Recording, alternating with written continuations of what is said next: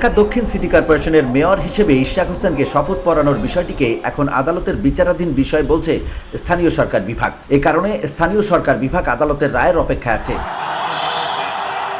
মঙ্গলবার সংবাদ বিজ্ঞপ্তিতে এ তথ্য জানিয়েছে স্থানীয় সরকার, পল্লী উন্নয়ন ও সমবায় বিভাগ। মন্ত্রণালয়ের জনসংযোগ কর্মকর্তা মোহাম্মদ সালাউদ্দিনের পাঠানো সংবাদ বিজ্ঞপ্তিতে বলা হয়েছে, এদিন বাংলাদেশ সচিবালয়ে স্থানীয় সরকার বিভাগের আইন অধিশাখা থেকে জানানো হয়েছে, ঢাকা দক্ষিণ সিটি কর্পোরেশনের মেয়র পদে ইশরাক হোসেনের শপথ পড়ানোর বিষয়ে 22 মে হাইকোর্টের দায়ের করা রিট খারিজ হয়। এরপরে স্থানীয় সরকার বিভাগ শপথ পড়ানোর প্রস্তুতি নিয়েছিল।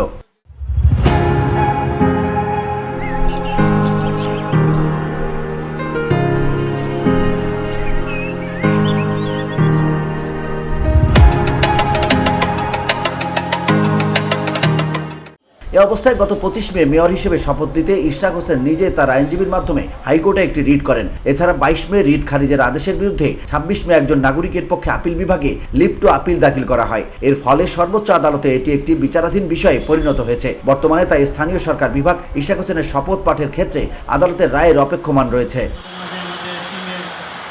গেল সোমবার স্থানীয় সরকার বিভাগের সচিব রেজাউল মাকসুদ জাহিদি বলেছিলেন, বিষয়টি তো কোর্টে আছে, আমরা কোর্টের আদেশের অপেক্ষায় আছি, কোর্ট যেটা বলে আমরা সেটাই করব।